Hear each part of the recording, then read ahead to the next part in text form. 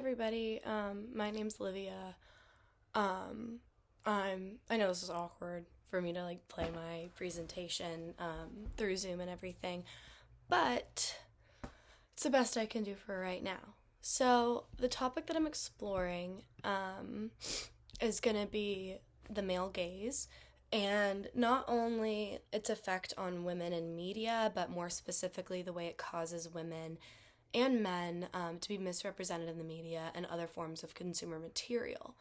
Um, Personally, I find it to be pretty interesting because the male gaze affects more than just women. It completely affects men as well.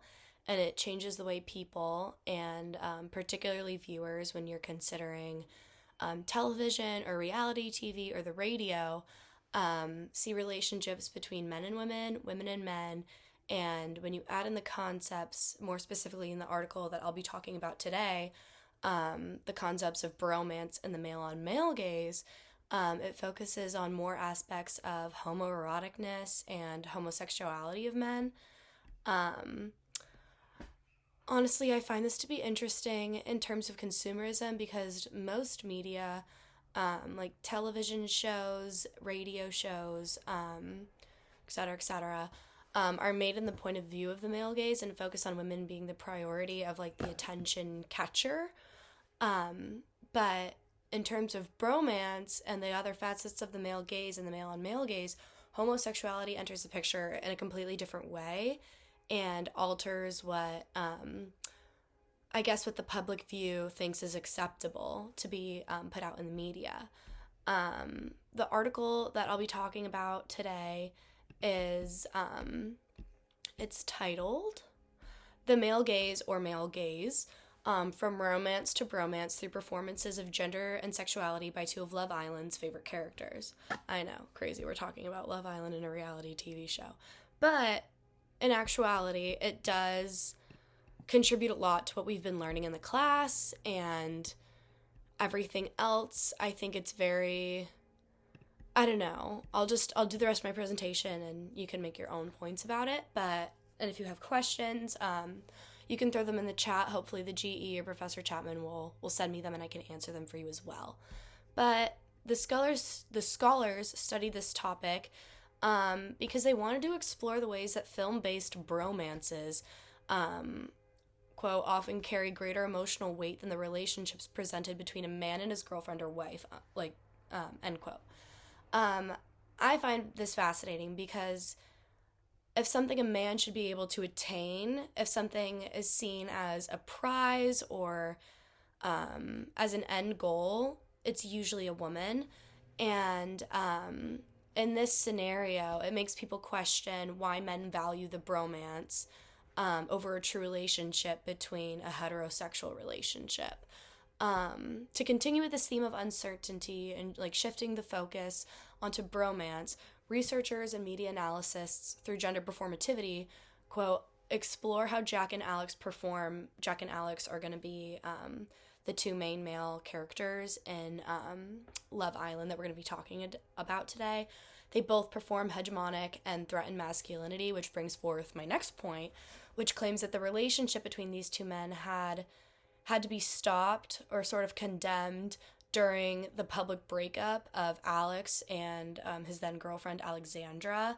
The public questioned on whether or not Alex was homosexual because he had to end his friendship or bromance, in lack of better words, with Jack while he broke up with Alexandra.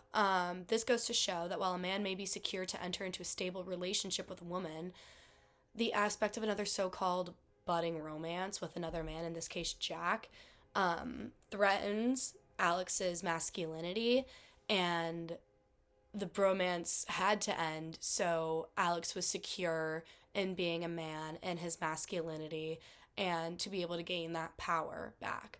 In the article, the scholars state that many viewers of the show did begin to question Alex's sexuality.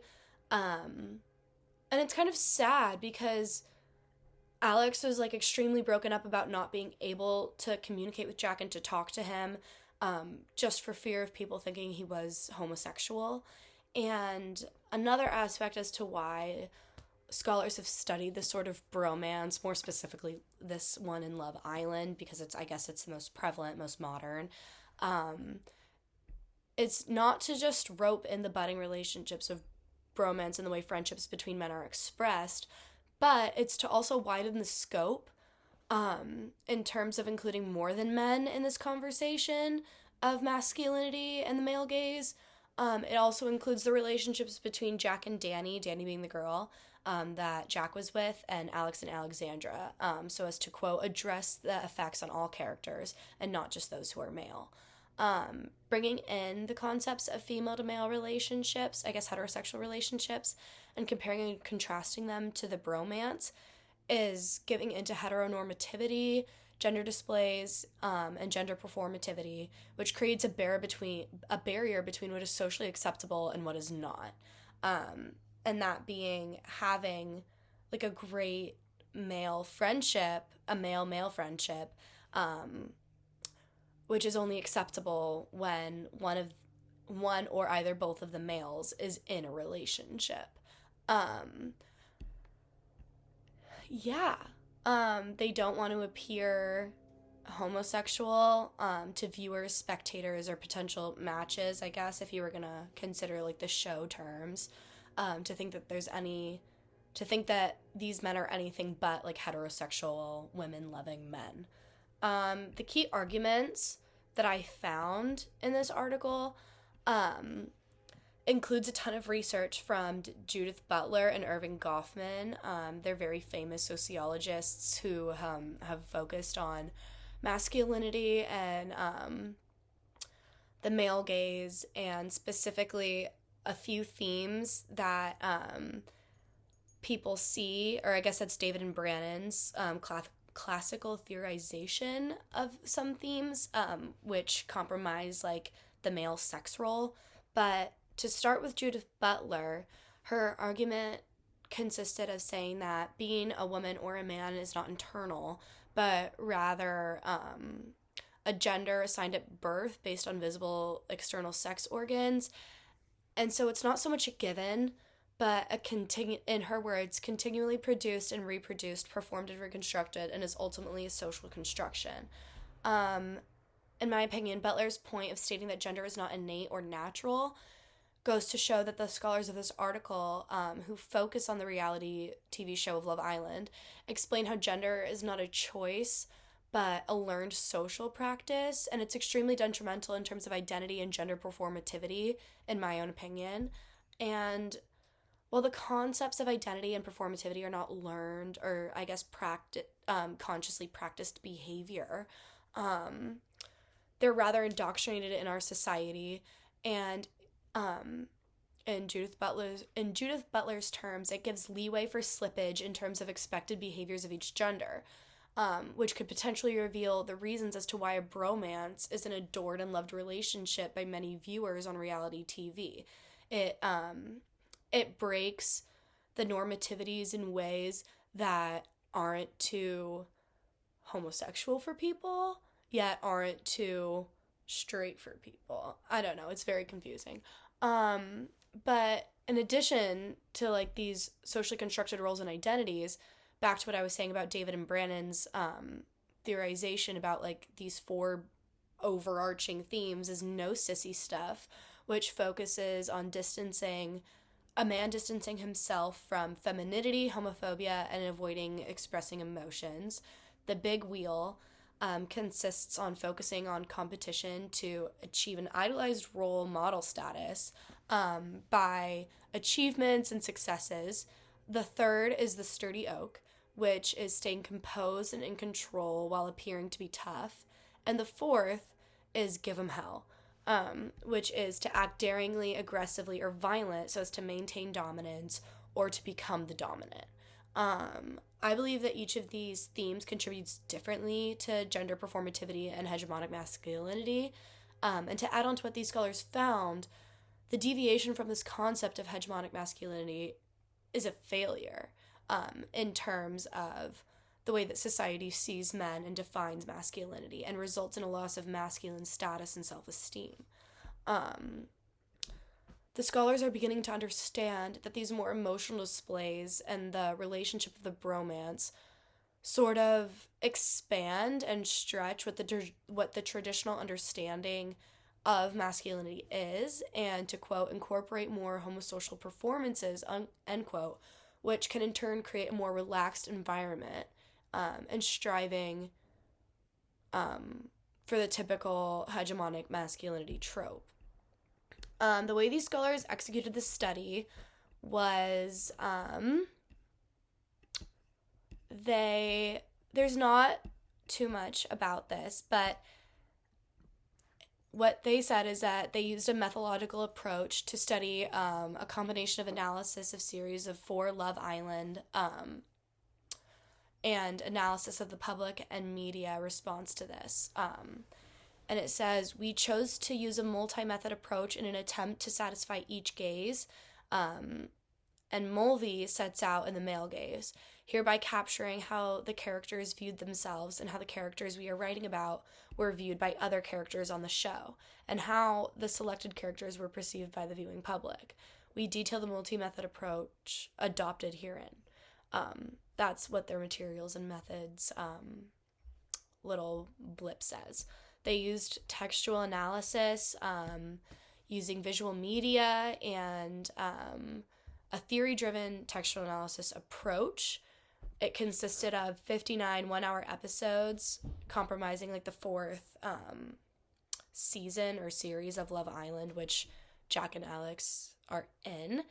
And it says, to increase inter-rater reliability and the validity of the analysis, each episode was reviewed by at least 2 researchers, and each episode was viewed as a unit of analysis. They used coding templates and online ethnography, and I'm not really sure what that is, but it says online sites have been celebrating as providing a point of access for naturalistic data, which I'm sure means that they're using viewer feedback. They're interviewing or taking clips from interviews from the show, from other characters, on how they viewed this relationship. They also use Twitter and hashtags or @s that utilized Jack and Alex, like just their names, and searched for tweets that used bromance or Love Island together, just to see what opinions and debates would pop up.